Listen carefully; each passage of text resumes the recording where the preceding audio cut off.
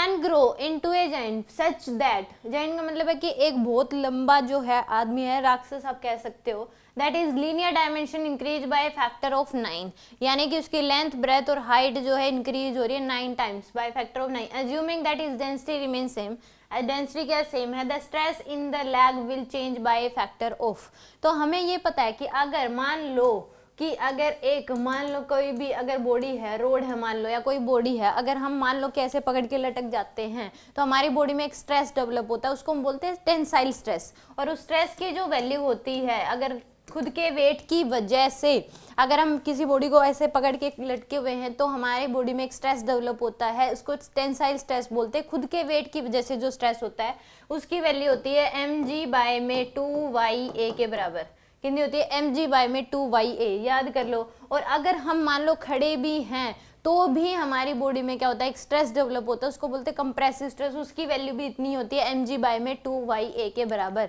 तो सेम इसमें भी कहा है कि एक बहुत लंबा आदमी है तो उस केस में उसने ये पूछा है कि स्ट्रेस कितने उसके लेग्स में जो स्ट्रेस होगा वो चेंज बाय फैक्टर ऑफ, क्योंकि इस केस में स्ट्रेस जो होगा, पहले जो स्ट्रेस था मान लो कि उस केस में उसकी लेंथ, क्योंकि 3D में होता है कोई पर्सन, तो लेंथ ब्रेथ और हाइट, मान लो उसकी लेंथ L थी, ब्रेथ उसकी B थी और हाइट क्या थी, H थी। पहले तो उसके स्ट्रेस क्या हो जाएगा, mg को लिख सकते हैं density into volume into g by में 2ya के बराबर। तो यहाँ पे डेंसिटी इंटू वॉल्यूम, डेंसिटी तो सेम है, वॉल्यूम क्या हो जाएगा इसका, इसके L इंटू में B इंटू में H इंटू में g डिवाइड बाय में 2y,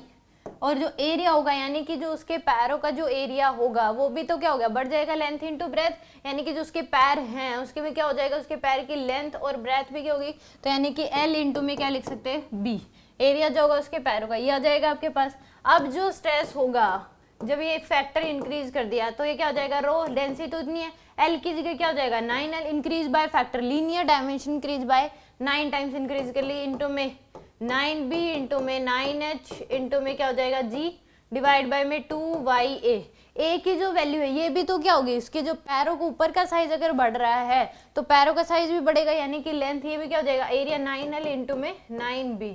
तो यहाँ से ये 9L से ये 9L के